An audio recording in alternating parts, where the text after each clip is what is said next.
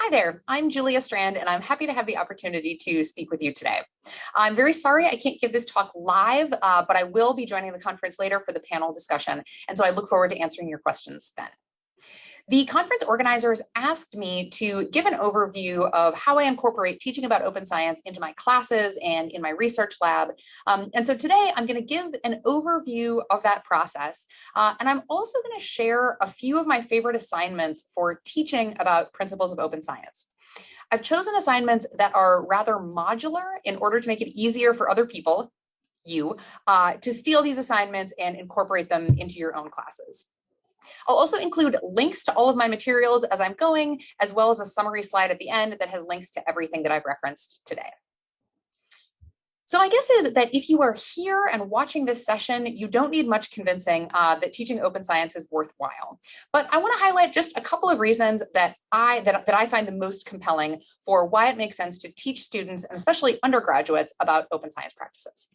The first is that I believe open science practices strengthen the quality of my research. And so I want to make sure that students are well prepared to employ those practices in the research that they do after my lab. But I think that learning about open science is useful even for people who don't go on to do research themselves, because it trains students to be critical consumers of research. Carleton College, where I teach, is an undergraduate-only institution. And so many of the students that I work with won't go on to pursue careers in psychology because many of them aren't even majoring in psychology. So my goal isn't exclusively to train people how to do science. It is training future non-scientists how to evaluate the science that they encounter in their everyday lives. So training students in open science practices helps to convey that science is a process and not just an end product. I teach undergraduate courses at the introductory and mid-level and a senior seminar as well. And my approach has been to gradually work in open science content bit by bit into each of these courses. Really, every time I teach a class, I just find a way to squeeze in a little bit more methodology and a little bit more open science. In the introductory course that I teach, I assign a reading and devote a class period to teaching about key concepts in the replication crisis and the credibility revolution. I do this near the start of term so that I can be referring back to the content that we established in that class throughout the rest of the class. One of the exercises that I regularly use asks students to compare an original study and a failed replication. And I do this as a way of trying to make very concrete some of the concepts that we talked about related to replication and measurement and the incentive structure of science. The example that I use is the Barge et al. 1996 paper that showed that participants who were primed to think about the elderly walked more slowly than unprimed participants. As I'm sure many of you know, this study caused quite a splash and demonstrated effects that people found very compelling with regards to behavioral priming. A subsequent study failed to replicate that effect when the experimenters were blind to condition. So in my intro psych class, I present detailed information about the methods of both the original study and the failed replication. And I ask students to brainstorm to try to identify all of the reasons that the two studies may have arrived at different conclusions. They come up with really long lists of differences between the two studies that might have been influential. And this exercise requires them to think very carefully about methodology and bias, culture, language, and even the probabilistic nature of replication. So did the original study fail to replicate because of a methodological difference, just by chance, because it was a false positive? And how do we know? Students readily offer up suggestions for differences that may have been influential between the two studies. And then I model thinking through how we would evaluate whether those differences are likely to have led to the different outcomes. I then present some of the fallout of the failed replication attempt to give them the opportunity to think about the incentive structure of science and what motivates researchers. And this really helps students to see the human side of doing research, right? The fact that our jobs and our reputations and maybe even our self-esteem can be tangled up in our findings, and that those factors have the potential to influence our behavior. So this is a great exercise to do, especially at the start of term, because it can be done with no background on the topic or psychology whatsoever. And because it really requires that they think very deeply about generalizability and how methodology affects outcomes. It's also a nice opportunity to dispel the misconception that a single failed replication attempt nullifies all previous results, and to reinforce that conclusions about a body of findings require thoughtfully evaluating a lot of literature. The full versions of the slides that I use for this and the in-class problem sets are available on the OSF link on your screen. Near the end of term, I cover cross-cultural psychology and the problems associated with using homogeneous and Western and educated samples in psychological research. And having already discussed direct versus conceptual replications in this example is really useful because that gives the students tools to understand issues related to external validity in research as well. In addition to talking about open science in my introductory course, I also devote a unit to it in my mid-level class as well. That class is Sensation and Perception, and students take a large lecture as well as a hands-on methods-focused lab course that has typically 12 to 14 students. And in the lab course, students read about issues related to open science, and we again have a discussion to familiarize them with the topic. Then we do a few different activities to help solidify those concepts and show them how they apply to research on sensation and perception. I'll talk about two of those activities today. The first is, after learning about the replication crisis and open science practices, I ask students to revisit an empirical article that we read near the beginning of term. They catalog every decision that the researchers made. So things like how they operationalized the dependent variable, which observations they excluded as outliers, et cetera. Then students speculate about when in the research process the researchers are likely to have made those decisions. Did they decide this before they ran the study, after they saw the data? Is it impossible to know? And why might the timing of when they made those decisions affect the outcomes? So did they decide what would count as an outlier before they saw the shape of the data? And why does it matter if they did? This turns out to be a great exercise for demonstrating how knowledge about open science affects how students evaluate research. So remember that this is an article that they have already read. They read this article at the start of term, and at that point, they're mostly reading it to find out what the answer is, right? What were the results that the research team found? And so they kind of gloss over things like which outliers were removed and why. But then, after we talked about open science, they become much more thoughtful about how researchers made those decisions and when researchers made those decisions and how it can affect study outcomes.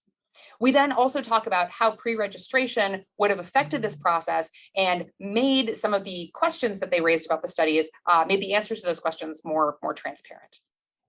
I love this activity because it is amazing to see how learning about open science changes how students evaluate something that they've already read once.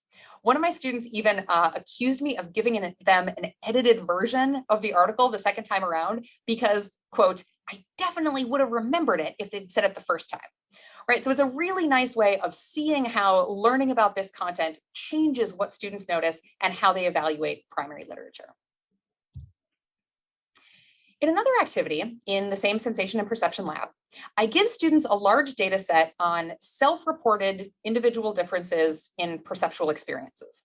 So it includes questions like, how much do you like spicy food? Do you tend to get motion sick? And how do you see famous illusions like the dress?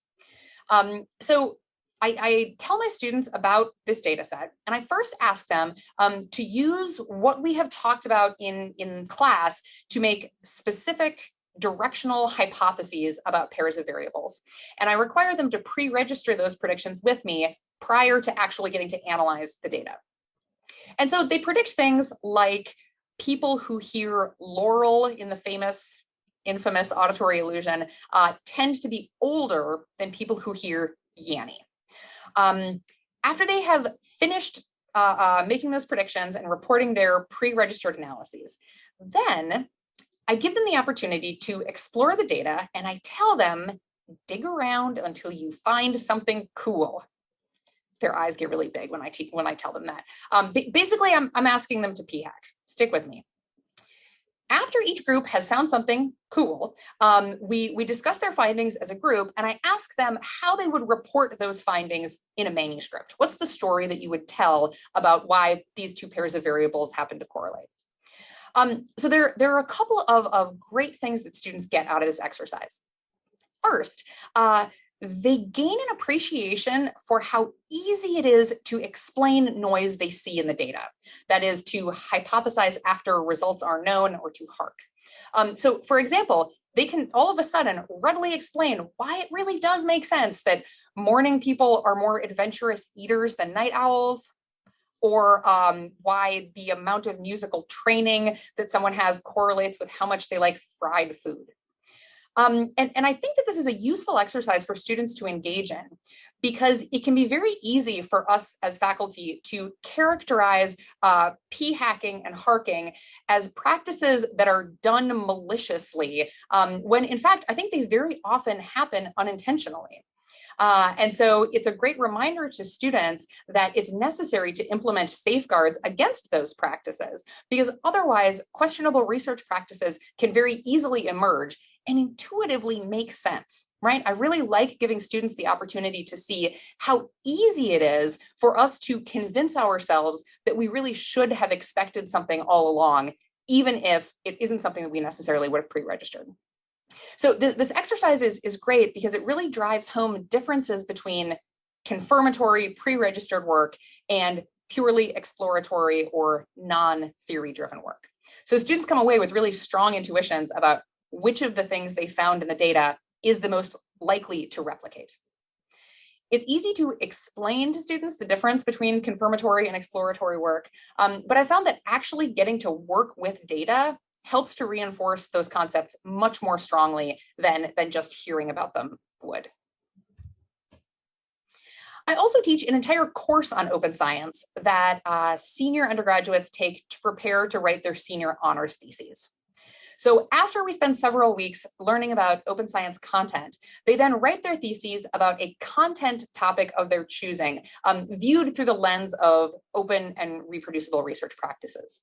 So for example, they may trace whether and how effects have replicated through the literature. They may analyze the psychometric properties of a variety of different measurement tools that are all used to operationalize a given construct, or they might do a systematic review to try to understand the causes for inconsistency in the literature.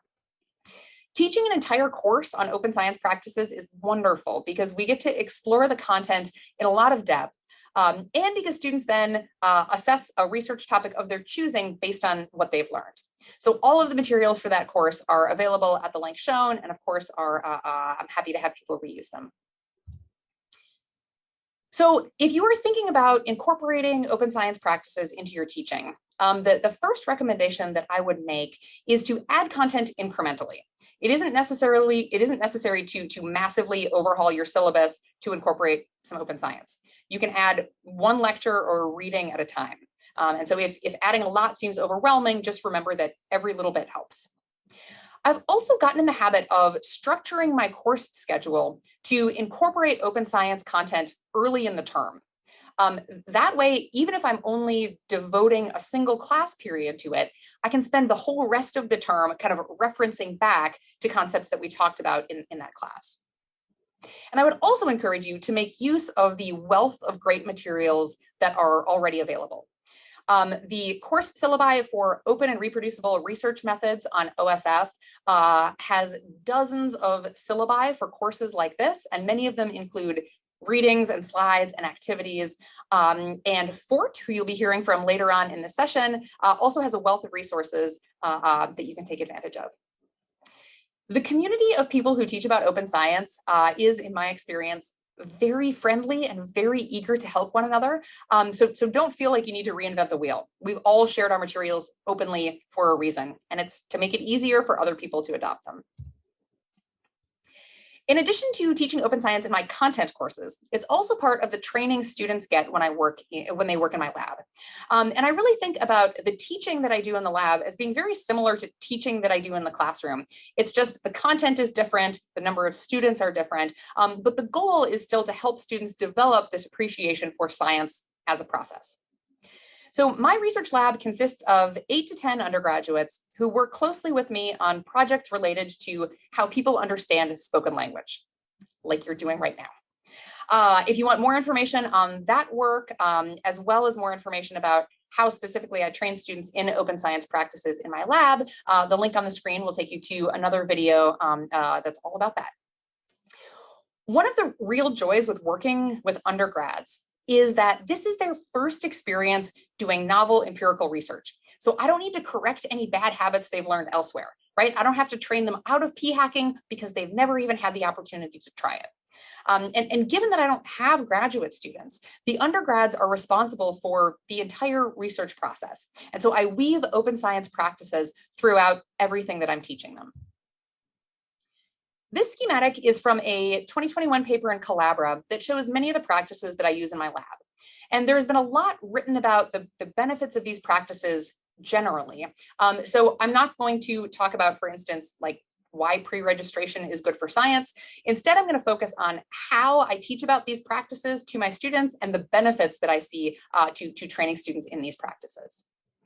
So I'm going to talk through the order in which I began incorporating these practices into my lab, and so teaching students about them as well. So the easiest entry point, of course, and where we started was by reading and thinking and talking about these issues.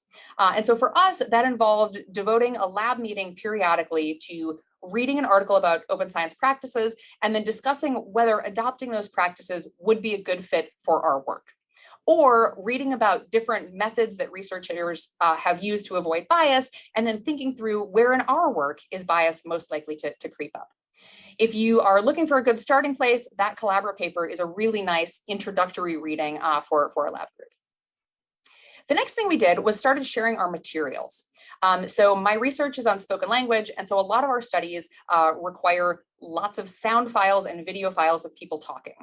And so it's very easy to make an open science framework page and just upload all of those files after the study's been published. And in my experience, students really readily understand the importance and benefits of sharing our stuff. It's also a nice opportunity to teach about increasing accessibility and access to scientific resources. So if, for instance, other labs don't have the resources to record stimuli in a soundproof booth with high quality audio recording equipment, we can help them and we can facilitate them doing their science by providing our stimuli. We next started sharing data and code. And this is a great teaching tool because it requires that the code that we write is very carefully commented and the data that we collect are very carefully organized. And so having that clear commented code from previous projects also turns out to be really useful for students who are just learning data cleaning and wrangling. So when a student sits down to analyze their first set of data, I don't have to just throw a bunch of files at them and say, good luck. I can say, well, why don't you go onto our OSF page and look at a similar project that we've done previously and look at the steps that were involved in analyzing that data. And it gives them a useful starting place. And instilling good habits by writing clean commented code also helps undergrads build a strong foundation for graduate school if they end up pursuing that, because learning statistics and R can be really daunting if they haven't had the opportunity to work closely with them before. The next thing we started doing was posting preprints to make all of our work publicly accessible. And the benefit that I have seen to this in terms of undergraduates is that we can get really rapid feedback on our work.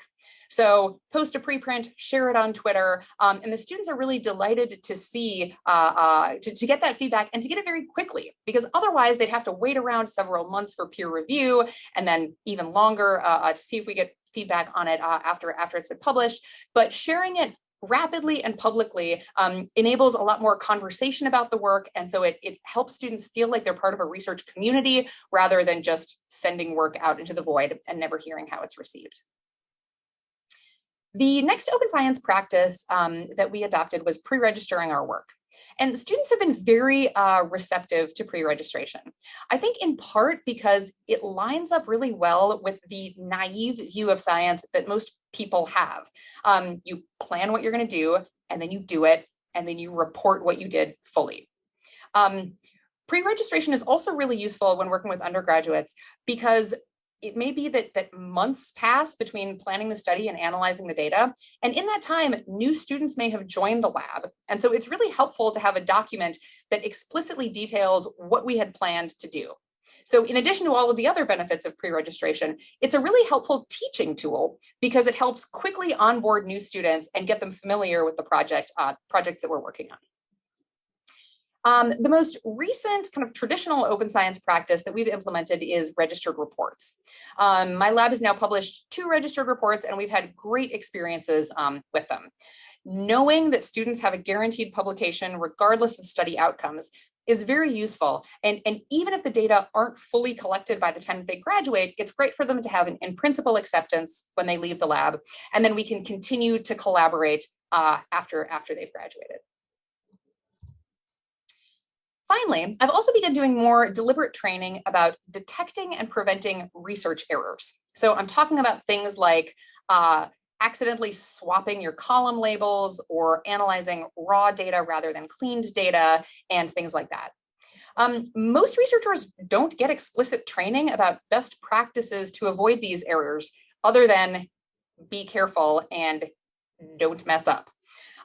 So I've written a paper called Error-Tight to help my lab and yours come up with principled ways of reducing the frequency of mistakes we make and also increasing the likelihood that we'll catch any errors that we do make.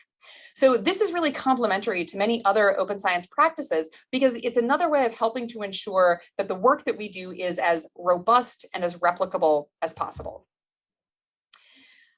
So these are some of the concrete ways that I've tried to teach this content to undergraduates. And I don't have data about how what I have done affects student learning, although some folks do have data about it.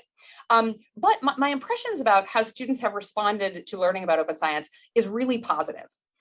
It also delightfully makes them pay a lot more attention to methodology than the way that I used to teach psychology. My goal is to present science not as a collection of facts, but as a process, an often imperfect and deeply human process. And teaching about open science helps to convey that very clearly. I was somewhat nervous about teaching about the replication crisis because I didn't want students to lose faith in science, right? But I found that it really doesn't make them give up on science. It gives them an appreciation for the complexities of science and a more nuanced sense of what conclusions we can draw from individual studies and from whole bodies of literature. Here are all of the links to the teaching materials that I mentioned together in one place. And these are 2 other papers that you might find useful when looking to incorporate open science practice into your own teaching. Thank you very much for your attention. My contact information is shown below. I would be happy to hear from you. And the slides for this talk are on my Open Science Framework page. I look forward to the panel discussion and to answering your questions. Thanks.